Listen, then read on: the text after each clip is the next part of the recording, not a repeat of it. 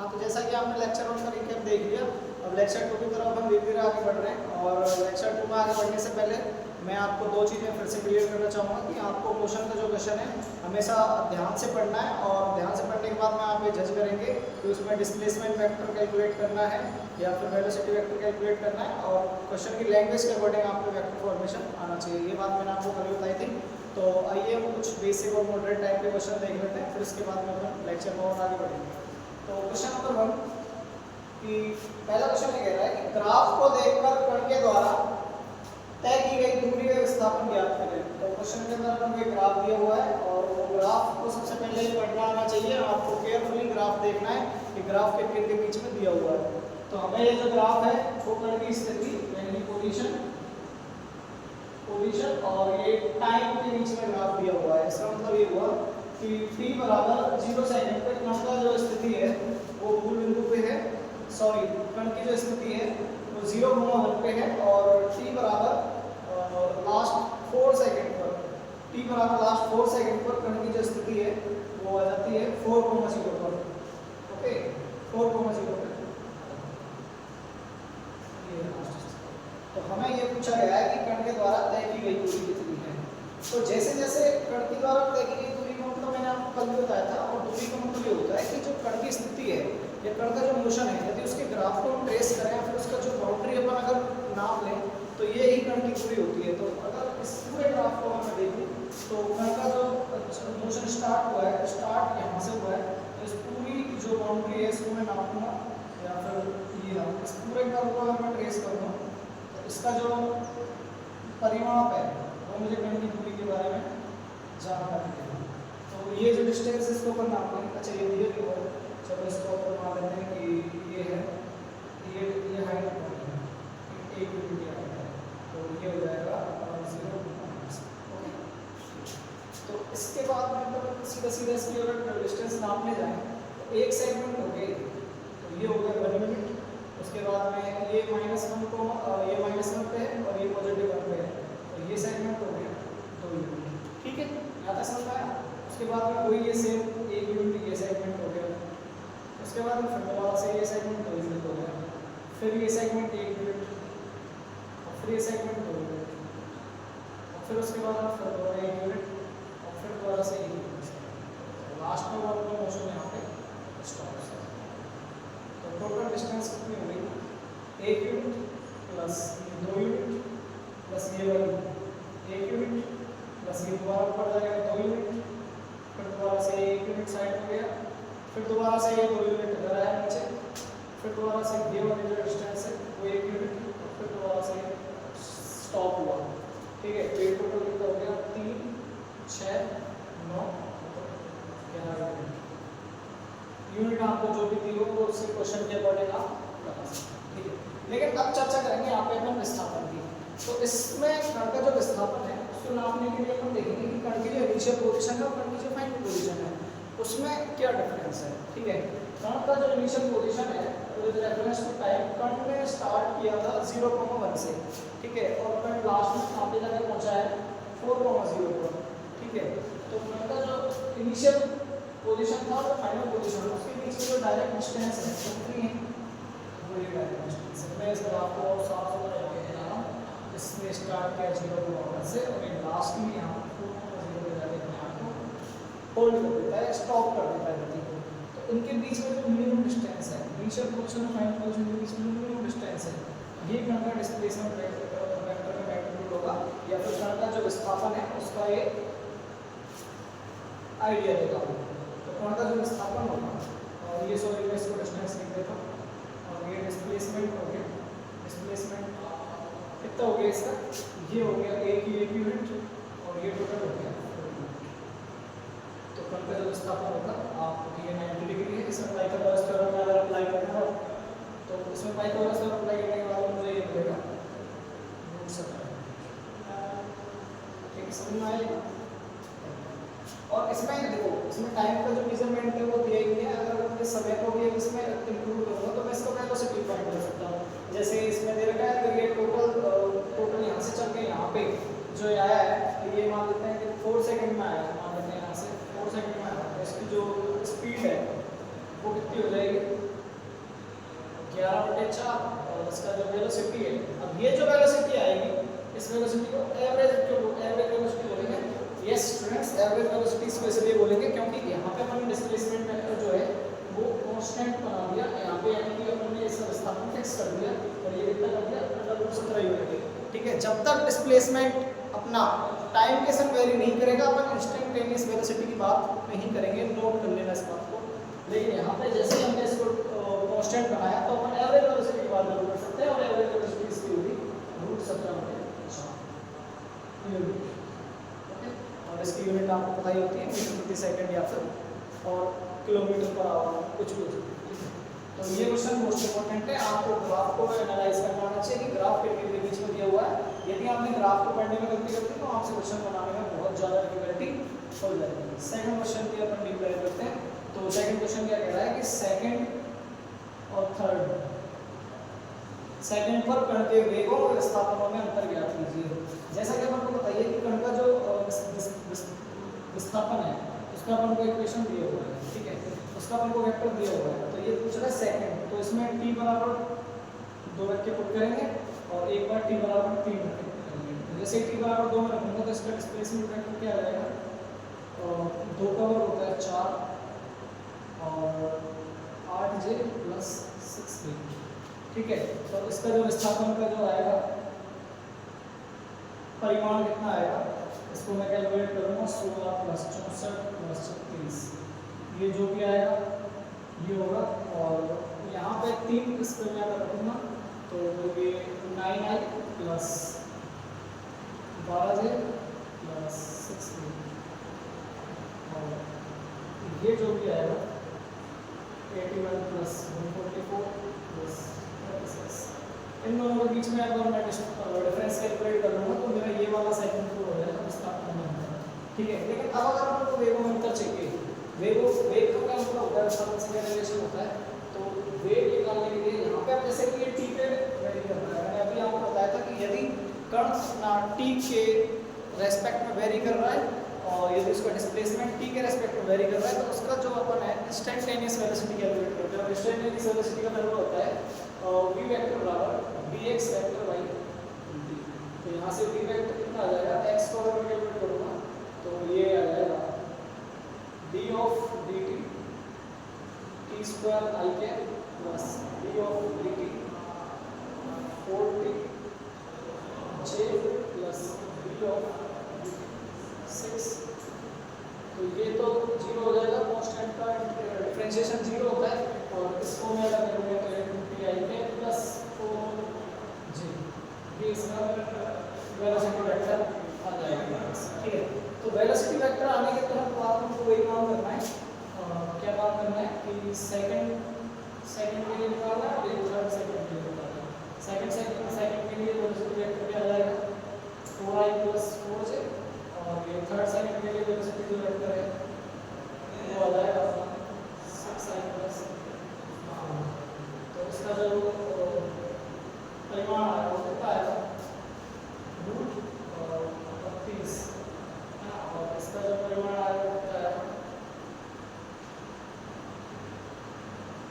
6 और 6 12 √12। इन दोनों का डिफरेंस भी अगर मैं कैलकुलेट करूँगा तो अपना ये क्वेश्चन सॉल्व हो जाएगा। आई होप आपको ये दोनों क्वेश्चन समझ में आए थे। मैंने आपको फिर से दोबारा एक बात पे नोट करवाना चाहूँगा कि इंस्टेंटेनियस जो वेलोसिटी है, यानी कि तात्क्षणिक वेग केवल और केवल उस केस में वैलिड है जहाँ पे डिस्प्लेसमेंट वेक्टर समय के साथ में वेरी करेगा, ठीक है। थर्ड क्वेश्चन तो बहुत बेसिक क्वेश्चन है, एप्टीट्यूड का क्वेश्चन है, फिजिक्स का क्वेश्चन है। चलिए देखते हैं इसको।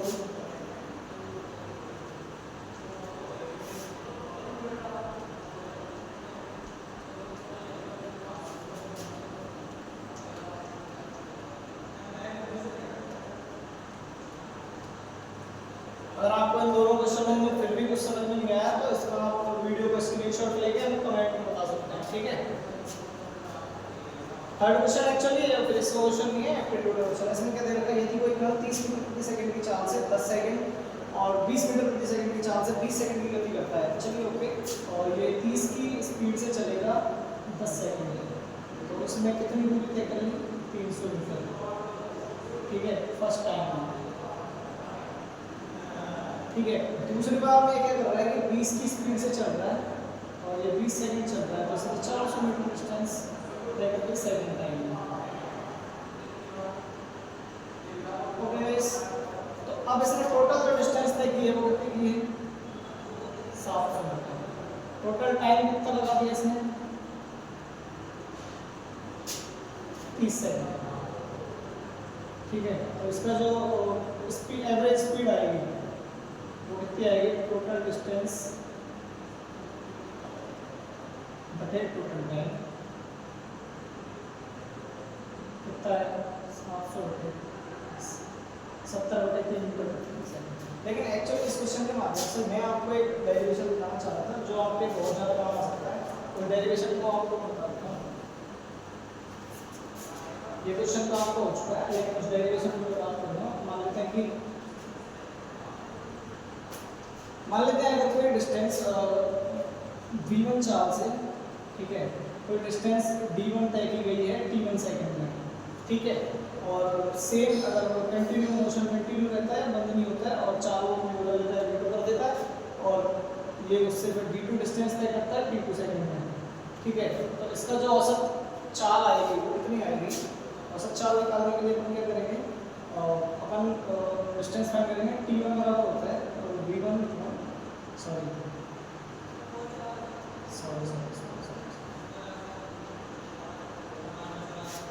v1 बराबर होता है v1 अपॉन t1 और v2 बराबर होता है v2।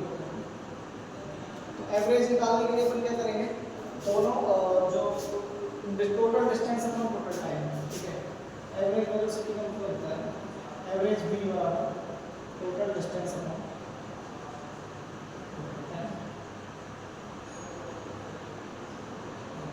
टोटल डिस्टेंस कितनी हो चुकी है अपनी यहाँ पे? d1 प्लस टोटल टाइम कितनी कैलकुलेट करो यहाँ से। तो टोटल टाइम की जो वैल्यू आएगी वो आएगी d1 अपॉन v1, ये हो गया t1 के बराबर, और ये d2 अपॉन v2, ये हो गया t2। इन दोनों को यहाँ पे मैं पुट कर दूँगा। ठीक है, तो ये हो जाएगा d1 upon v1 plus d2। यहाँ से यदि मैं इनका एलसीएम लूँगा तो ये v1 v2 पहुँच जाएगा ऊपर और ये हो जाएगा d1 v2। सही है भैया? हाँ सही कर रहे हैं। ये v1 v2 जो है, जैसे मैं इसका यहाँ से एलसीएम लूँगा, ये देखो, ये मैंने एलसीएम लिया v1 v2 और ये हो जाएगा v1 v2 plus v2 v1। इसको मैं ऊपर भेज देता हूँ और ये जैसे ही मैंने ऊपर भेजा तो ये यहाँ पे आ जाएगा v1 v2 plus v2 v1। Actual question में जो होगा वो आपको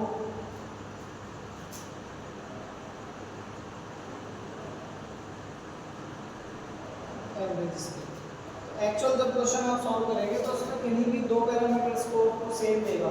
ठीक है, यानी कि किसी भी एक पैरामीटर को आपको सेम देगा, या तो वो आपसे टाइम सेम दे देगा या फिर आपको डिस्टेंस सेम दे देगा या फिर आपको स्पीड सेम दे देगा। और एवरेज वेलोसिटी स्पीड या फिर हर किसी चीज़ की बात कराएगा तो आप ये रिलेशन या का उस टाइप फाइंड कर सकते हैं या फिर इस फॉर्मूले को डायग्राम पे आप रख सकते हैं। ठीक है गाइस, बात करते हैं नेक्स्ट क्वेश्चन की। तो नेक्स्ट क्वेश्चन एक थ्योरेटिकल क्वेश्चन है, इसमें आपको थोड़ा दिमाग लगाना है। और वैसे कल इसका चर्चा हो चुका है कि विस्थापन जीरो हो सकता है लेकिन दूरी नहीं। तो आप इस बात से क्या इस्तेमाल करते हैं? मैंने आपको कल बताया था कि डिस्प्लेसमेंट अगर जीरो है तो इसका कतई मतलब नहीं है कि जीरो दूरी होगी या नहीं होगी। लेकिन अगर दूरी जीरो है किसी भी मोशन के अंदर तो ये बिल्कुल श्योर है कि उसका डिस्प्लेसमेंट जीरो रहा होगा। ठीक है, ऐसा होता क्यों है? क्योंकि मान लेते हैं कि मैं अपनी इनिशियल पोजीशन पर बैक आ चुका है, तो ये यहाँ से चला, इधर गया, इधर गया, इधर गया और ये दोबारा उसी पोजीशन पर आ चुका है। तो विस्थापन जीरो होने का सीधा सीधा मतलब ये होता है कि इनिशियल पोजीशन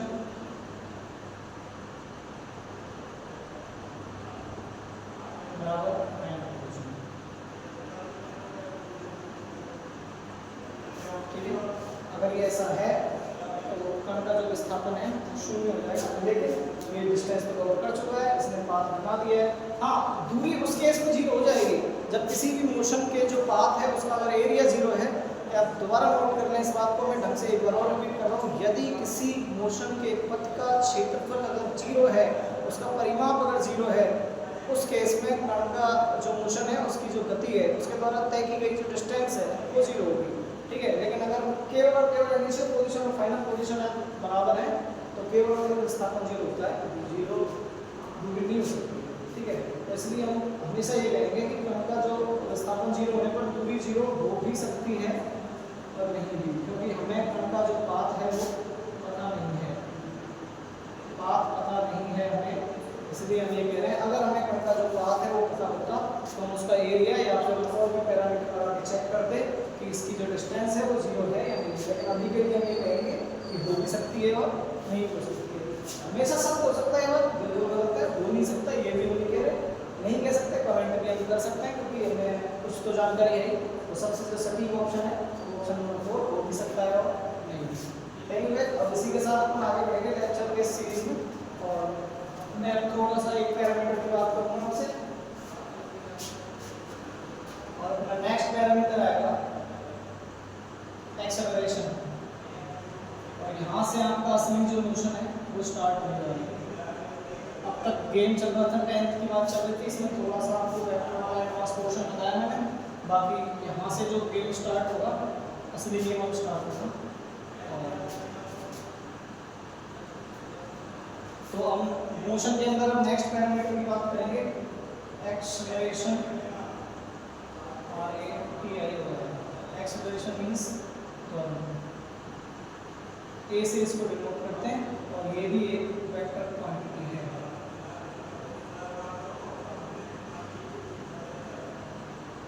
ठीक है, वेक्टर क्वांटिटी मतलब सदिश राशि।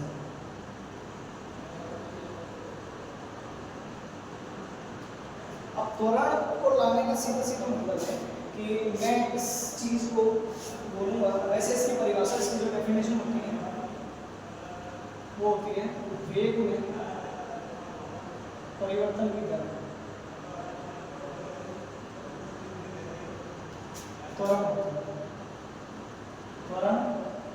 होती है, यानी कि ए बराबर dv बाई, ये इसका मैथमेटिकल एक्सप्रेशन है, ठीक है। लेकिन अब हम थोड़ी सी चर्चा करना शुरू करते हैं फोर्स के ऊपर। तो भाई ध्यान से सुनिए कि बल क्या होता है। तो बल वह कारक है जो किसी भी वस्तु की स्थिति या फिर आकार या फिर आकृति में परिवर्तन करने में सक्षम होता है। ये परिभाषा आप 10th में पढ़ते आए हैं या फिर आपने 9, 7, 8 से भी पढ़ते रहते हैं इसको। लेकिन मैं यहाँ पे बात करना चाह रहा हूँ, क्या गति कराने के लिए हमें बल की आवश्यकता है? दोबारा से मेरा क्वेश्चन सुनिए कि गति होने के लिए हमें बल की आवश्यकता है बल की आवश्यकता? क्या कर रहे हैं आप? कमेंट में बताइए इस चीज़ के लिए। जब तक मैं क्लास कंटिन्यू कर रहा हूँ, क्लास के एंड में इस बात में मैं चर्चा करके जाऊँगा कि गति कराने के लिए क्या बल की आवश्यकता है या नहीं। तब तक अपन लेक्चर फॉलो करते हैं। तो त्वरण को अपन डिफाइन करती है कि ए वेक्टर बराबर dv बाई dt होता है।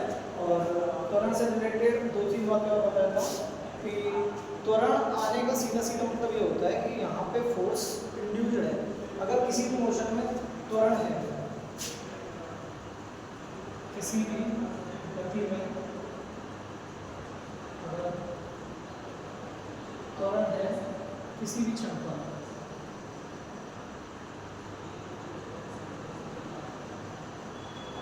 तो उस क्षण पर उस वस्तु पर बल कार्यरत होता है।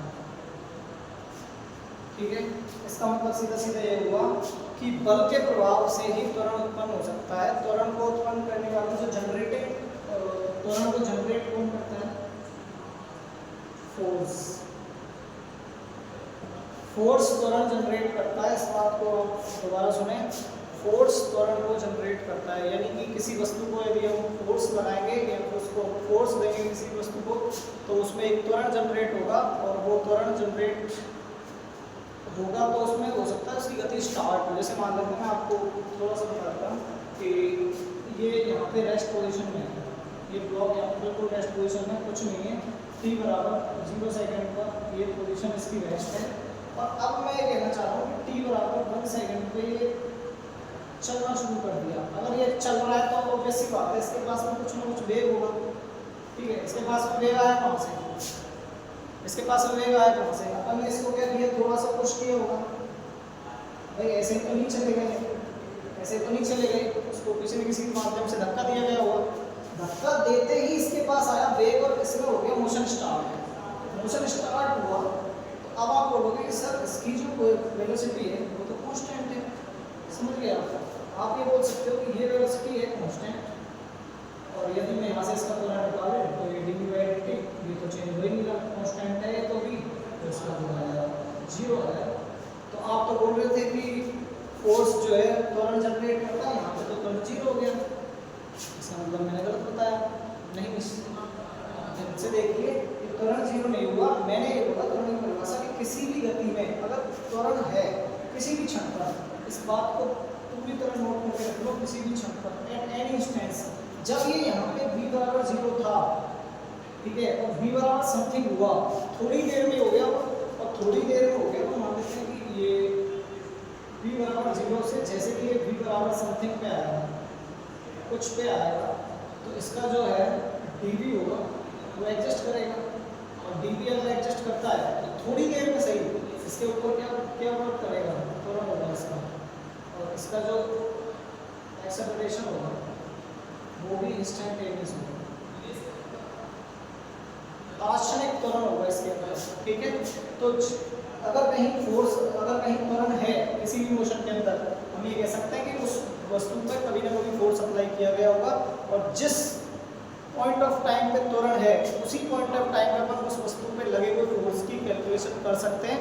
ये बात अपन न्यूटन की गति के दूसरे नियम में देखेंगे।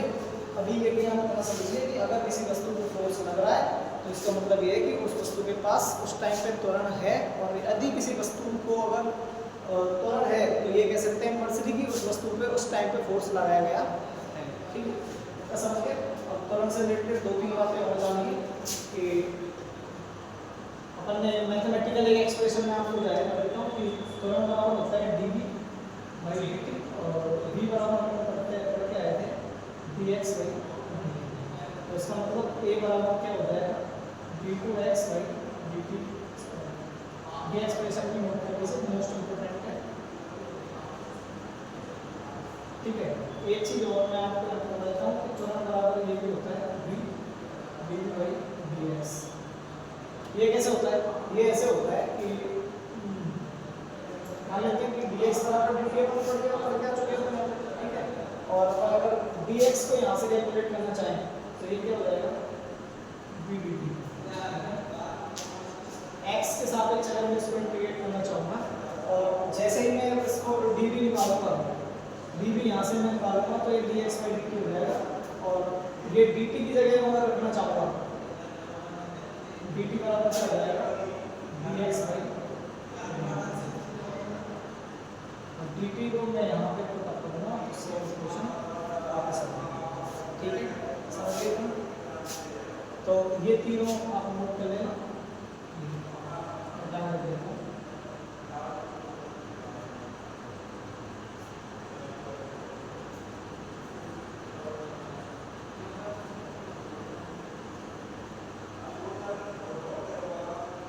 इस इक्वेशन में ये भी इंस्टेंटेनियस एक्सेलरेशन,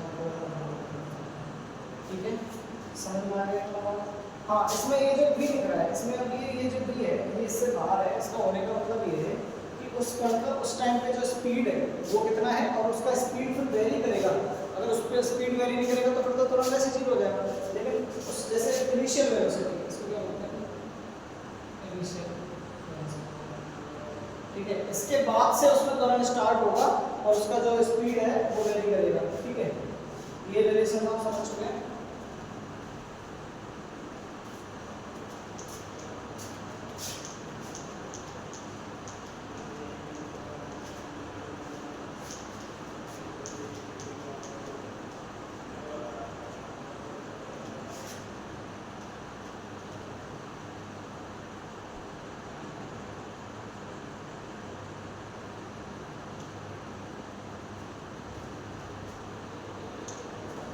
तो आइए अब सीधा डीप डाइव करते हैं Newton's law of motion.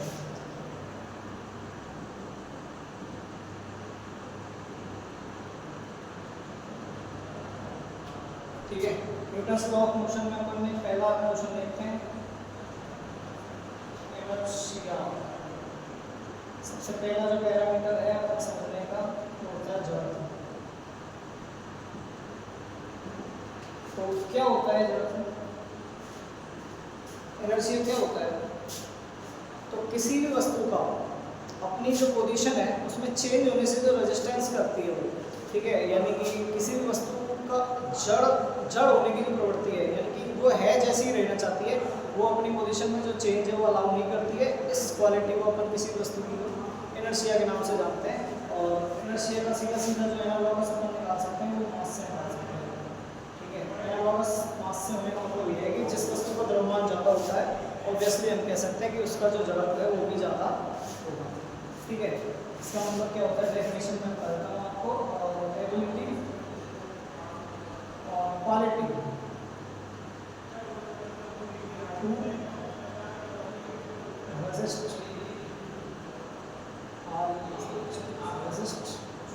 It's movement, ठीक है, रेजिस्ट इट्स मूवमेंट। तो इस बात को आइडेंटिफाई किया सर आइजैक न्यूटन ने, और उन्होंने अपना गति का पहला नियम दिया कि यदि कोई वस्तु गतिमान है तो वो तो गतिमान ही बनी रहेगी, या फिर कोई वस्तु स्थिर है तो स्थिर ही बनी रहेगी जब तक कि उस पर कोई बाह्य बल आरोपित ना किया गया हो, ठीक है, जब तक कि उस पर कोई बाह्य बल एक्सटर्नल फोर्स आरोपित ना किया गया हो। एक्सटर्नल फोर्स अगर नहीं है तो वो अपने इनर्शिया को फॉलो करती है और अपनी मूवमेंट को ब्लॉक करती है, मूवमेंट को ब्लॉक। समझ में आ गया नहीं आ गया? तो कि जब तक किसी वस्तु पे बाह्य बल आरोपित नहीं होगा वो अपने इनर्शिया को या फिर अपने जड़त्व को फॉलो करेगी और अपने मूवमेंट को ब्लॉक करने की कोशिश करेगी, ठीक है। इसके कुछ एग्जाम्पल मैं आपको बताता हूँ। जैसे मान लेते हैं कि यदि आप किसी गिलास के ऊपर एक कागज़ रखें, मोटा कागज़, और उसके ऊपर कोई सिक्का रखें, और यदि आप उस कागज़ को झटके से हटाते हैं, ठीक है, यदि उस कागज़ को आप झटके से हटाएंगे तो वो सिक्का गिलास के अंदर ले जाएगा। इसका मतलब ये होगा कि सिक्का अपने आप को एक रेस्ट पोजीशन में पाता है जब तक वो गत्ते के ऊपर रखा हुआ है। जैसे ही आपने वो गत्ता हटाया तो सिक्के के पास भी नीचे सपोर्ट नहीं बचा, और उस टाइम पे वो सिक्का कुछ क्षण के लिए हवा में ही रह चुका था, और फिर उसके बाद में उसके ऊपर गुरुत्वाकर्षण काम करता है, वो सिक्का पानी के गिलास में गिर जाता है। इसके अलावा आप देख सकते हैं कि कई सारे एग्जांपल हैं। तो जैसे कि अपन कहीं पे गाड़ी पे चलते हैं या फिर कहीं पे जा रहे होते हैं, ठीक है, तो अपना जो मूवमेंट बॉडी है वो सडनली उस चेंज को ड्राइव नहीं करती है, ठीक है, यानी कि किसी मूवमेंट को एकदम से इतनी जल्दी कैप्चर नहीं कर पाती है। तो इसका मतलब क्या होता है? इसका मतलब ये होता है कि अपन उस जड़त्व को फॉलो कर रहे हैं क्योंकि अपने ऊपर कोई एक्सटर्नल फोर्स तो लग नहीं रहा, ठीक है। तो जब अपन ये नहीं कहता, लेकिन अब इसमें कुछ ट्रिकी पॉइंट्स हैं, तो कुछ समझने वाली जो असली बात है वो ये है कि एक्सटर्नल फोर्स से मतलब ये है कि वो फोर्स जो अपना ऑब्जेक्ट है उसकी परिधि से बाहर लगना चाहिए, परिधि से बाहर लगना चाहिए। इसका मतलब क्या हुआ? ऐसा नहीं कि उसका बल का कोई घटक ऑब्जेक्ट के अंदर से वर्क कर रहा है, ठीक है, ऑब्जेक्ट के अंदर से वर्क कर रहा है। इसका मतलब मैं आपको सीधे बताऊँ कि अगर आप किसी गाड़ी में बैठे हैं और किसी गाड़ी में बैठ के अगर आप उस पर ही फोर्स लगा रहे हैं और उसको को ट्राई कर रहे हैं कि वो मूव कर जाए, तो वो मूव नहीं करेगी क्योंकि एक्सटर्नल बल कार्य नहीं कर रहा है उसमें। आप इंटरनली उस ऑब्जेक्ट का और आप खुद एक सिस्टम बन चुके हो और वो पूरा सिस्टम इंटरनल फोर्स के तहत वर्क कर रहा है, तो इसलिए उसका जो वर्क है वो सक्सीड नहीं होगा, उसके द्वारा किया हुआ नेट वर्क जीरो हो जाएगा, इसलिए वो इनर्शिया को फॉलो नहीं करेगा, ठीक है। इसके अलावा इनर्शिया से जुड़ी एक दो बातें और हैं कि जिस वस्तु का जो मास है वो ज़्यादा होता है तो वो बेसिक बात है, ऐसा कोई मैथमेटिकल एक्सप्रेशन नहीं है कि जिसका मास ज़्यादा है वो इनर्शिया उसका ज़्यादा होगा, केवल इनर्शिया एक एबिलिटी है। इसको अपन